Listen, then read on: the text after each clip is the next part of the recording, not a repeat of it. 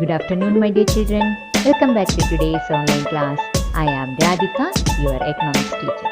Children, today you have a revision session. Today I am going to revising chapter 3, Money and Credit. Let's start. Barter system. What is barter system? Exchanged goods and services for other goods and services in return is called a barter system. It is an old method of exchange. This system has been used for centuries and long before money was invented.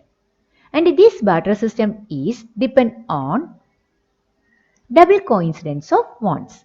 Then what is double coincidence of wants? Both the parties have to agree to sell and buy each other's commodities is known as double coincidence of wants. But this barter system have lot of limitations. Let's see the limitations of barter system. First one, lack of double coincidence of wants, lack of divisibility, lack of common measures, and a difficulty to storage. Because of this limitation, what invented? We invented money. Modern forms of money. First one, currency. It includes paper notes and coins. Then second one is deposits with a bank. Okay. Then money as medium of exchange. Money act as a medium of exchange and the money is widely accepting the medium of exchange. Why? Because it is authorized by the government of the country. In India, the Reserve Bank of India issues currency notes on behalf of the central government. Indian law legalized the use of rupee as a medium of payment that cannot be refused in settling transactions in India. No individual in India can legally refuse a payment made in rupees. That is why it is accepted as a medium of exchange. Next, loan activities of banks. You know that the bank mediate between borrowers and depositors. Let's see how the bank mediate between borrowers and depositors.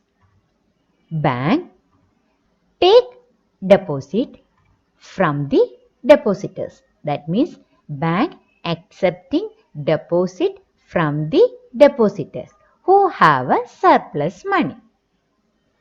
Clear? And bank giving interest to depositors. Okay, bank accepting deposit from the depositors and bank giving interest to the depositors. And that depositor bank using for giving loans to borrowers. And that borrowers giving interest to banks. Okay. Bank accepting deposit from the depositors and giving loans to the borrowers. And bank giving interest to depositors and borrowers giving interest to banks. The difference between what is charged from borrowers and what is paid to the depositor is the main source of income of the bank. This is the main source of income of the bank. The difference between what is charged from borrowers and what is paid to depositors is the main source of income of the bank. Okay. Next, two different credit situations. One is festival season, another one is cultivation. Festival seasons related with the story of Salim and a cultivation situations related with the Sopna's problem. You know the story of Salim and Sopna's problem. Okay, that means Salim took a loan from money lenders or in other sources. Like that, Swapna also took a loan. Okay, then how that loan affect their lives? In the case of Salim, creditor plays, that means the loan plays a vital and positive role in the situation. The creditor plays a vital and a positive role. But in the Swapna's case, the credit pushes the borrower into a situation from which recovery is very painful. That means in this situation, Swapna's situation, the credit pull one person into a debt trap. Clear? This is the two different situations created by credit. One, the credit plays a vital and a positive role. In another way, in another situation, the credit will push a one person into a debt trap.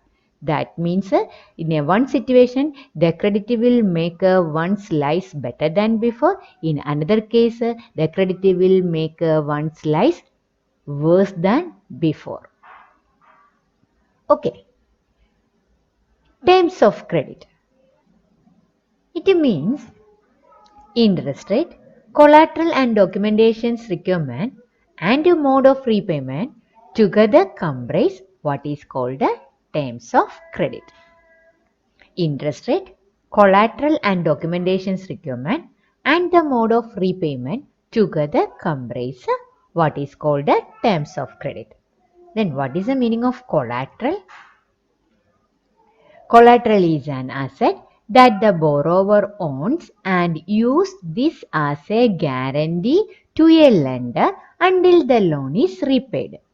It may be land, building, vehicle, livestock, deposits with a bank, etc. This is called a collateral. Sources of credit in rural India. Money lenders, landlords, relatives and friends, commercial banks, and cooperative societies. These money lenders, landlords, and relatives and friends together is known as which sources of credit? That is informal sources of credit. And commercial bank and cooperative societies together is known as which sources of credit? That is a formal sources of credit. That means the people can take a loan from two sources. Which all are that? That is informal source and a formal source. Let's see the difference between the formal and the informal sources of credit. Formal source. They charge a low interest rate, but informal sources charge a high interest rate. In the formal sources, the collateral is required to obtain credit, but in the informal sources, no need a collateral. That means this sector give loans without a collateral. RBI supervises their functions of giving loans in the formal sources. But in the informal sources, there is no organization is supervise its lending activities. Okay, formal sources, low interest rate, informal sources, high interest rate. Formal sources need a collateral, informal sources no need a collateral. Then formal sources supervised by RBI, informal sources there is no organization for supervising its lending activities. These are the main difference between formal sources of credit and informal sources of credit. RBI supervises their functions of giving loans. How children this is happening? In which way the RBI supervises the functioning of the commercial banks, especially in the matter of giving loans? That is, first one, the RBI monitors the bank's in actually maintaining cash balance. Then second, the RBI sees that the banks give loan not just to profit-making businesses and traders, but also to small cultivators, small-scale industries, to small borrowers, etc. Then periodically, banks have to submit information to the RBI on how much they are lending, to whom, at what interest rate, etc. In this way, the RBI supervising the loan activity or lending activities of the commercial banks. The role of the informal sources of credit is so substantial in rural India or in India. That means it is very, very important in the rural area. Informal sources of credit. You know that in the informal sources they charging that means they charging high rate of interest. Okay. Then also the informal sources of credit is so substantial in India. Why? Because banks are not present everywhere in rural India. If there is a bank requires proper documentations and a collateral for giving loans. But in the poor science, there is an absence of collateral. Absence of collateral is one of the major reasons which prevent the poor from getting banks loan. The borrower can approach the money lenders even without repaying their earlier loans. Okay, banks are not present everywhere in rural India. Bank requires proper documentations and collateral. Absence of collateral is the one of the major reasons which prevents the poor from getting banks loans. The borrowers can approach the money lenders even without repaying their earlier loans. That is why. Okay. Next, you know that in the rural area for helping the poor, then SHG groups. Then what is SHG groups? That is self-help groups.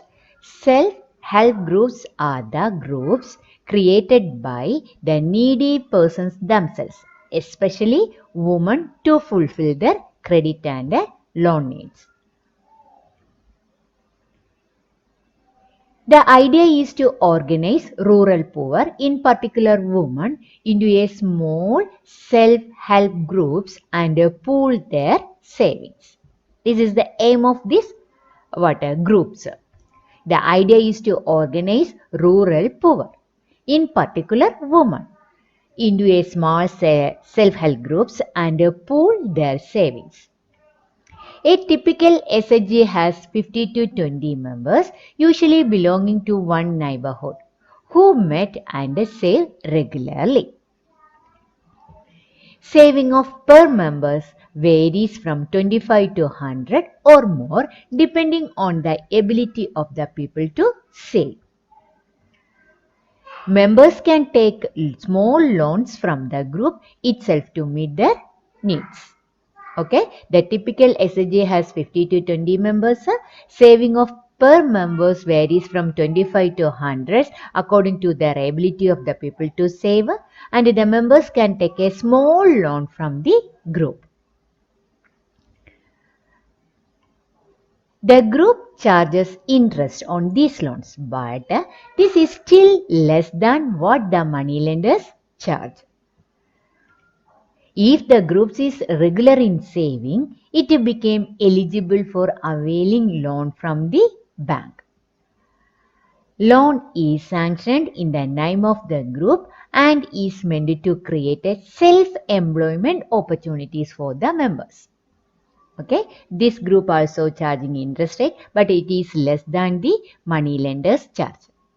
And if the groups is regular in saving, these groups are eligible for availing loan from the bank. And the group will get loans according to the name of group to create a self-employment opportunities. Clear, children? Let's see the advantages of SHGs, that is self help groups. It helps in pooling the saving of the members who are poor people. It helps to pooling the saving of the members who are poor people, and it helps to get a timely loans for a variety of purposes. They get a loan at a reasonable rate of interest. It helps to overcome the problem of lack of collateral and documentation, and it is saved them from exploitation of the money lenders. These are the advantages of XHGs. Okay, what are the advantages of XHGs? That means help groups. It helping pooling the saving of the members who are poor people. It helps to get a timely loans for a variety of purposes. They get a loan at a reasonable rate of interest. It helps to overcome the problem of lack of collateral and documentation. And it saved them from exploitation of the money lenders. Okay, children? Okay, now I am going to stop here. See you next time. Thank you.